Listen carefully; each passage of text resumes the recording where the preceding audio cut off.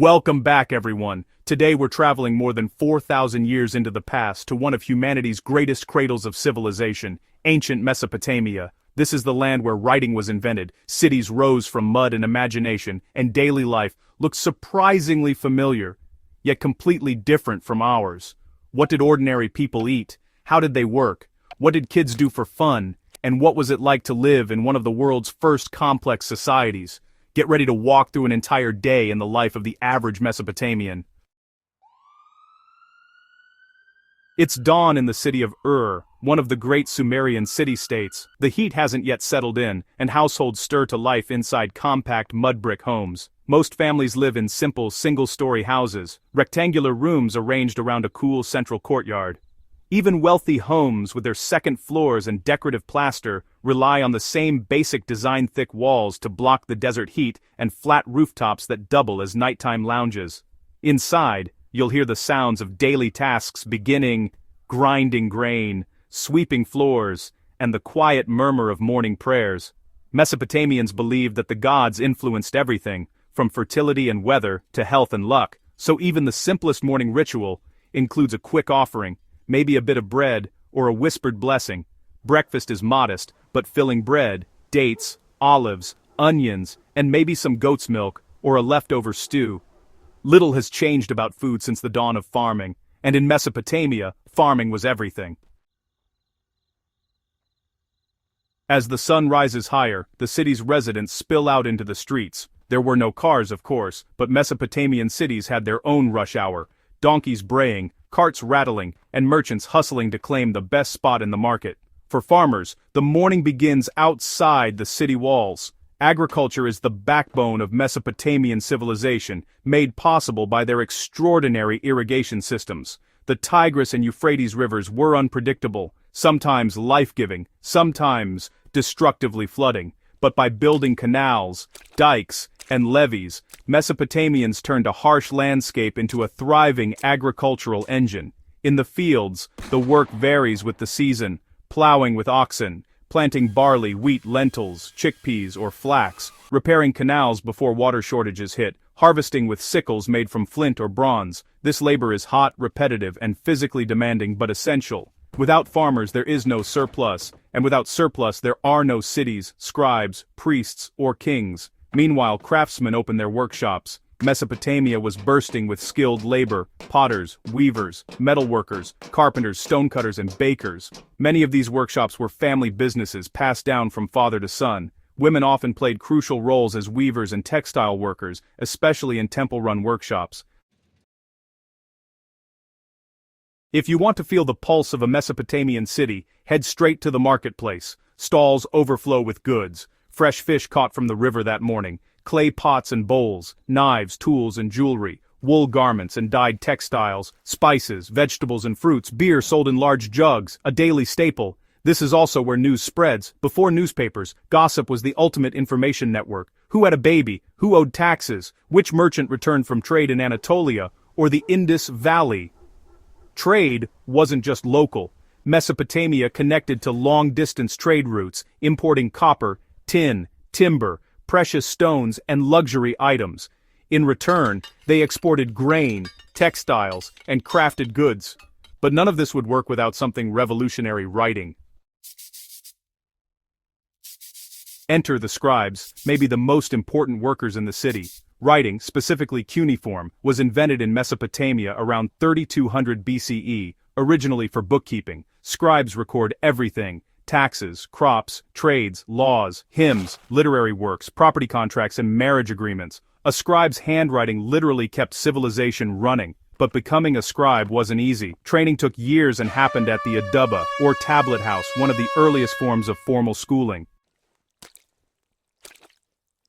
If you were a boy from an elite or wealthy family, your day might look very different from the average child. Instead of working in the fields, you'd attend the Aduba. School was strict, extremely strict. Corporal punishment was common, and teachers were infamous for their temper.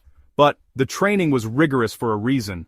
Scribes were essential to temples and government. A typical day involves practicing cuneiform signs, copying long lists of vocabulary, studying math, geometry, and accounting, reading classic stories and hymns, and learning to record daily business transactions. For a dedicated student, this education opened doors to stable and respected careers. Many scribes eventually worked for temples, palaces, or wealthy merchants.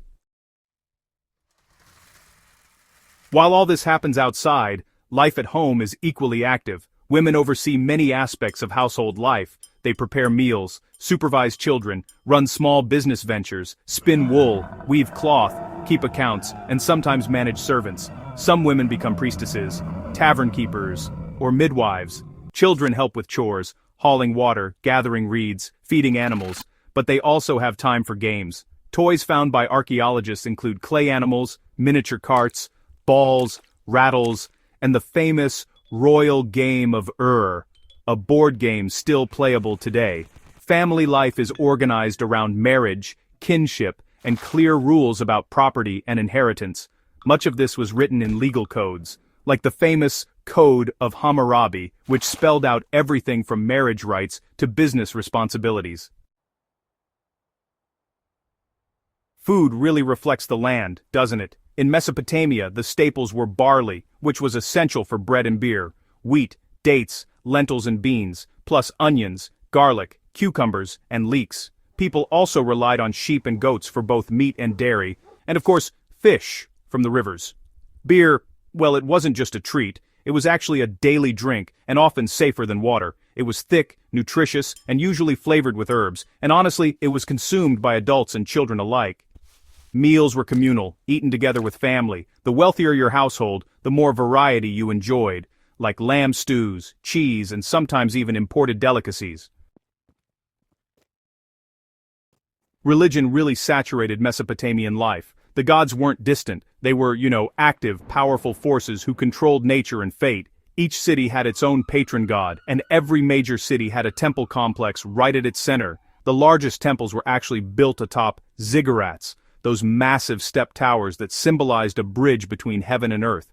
Daily religious activities included offerings of food and drink, processions through the streets, readings of omens, especially from animal entrails or astronomical signs, ritual purity and cleansing, and, of course, festivals honoring gods like Ishtar, Enlil, and Marduk. Priests oversaw everything from ritual sacrifice to managing temple lands and economic operations. The temple was not only a spiritual center but also, interestingly, a bank, a storage hub, and a real administrative powerhouse.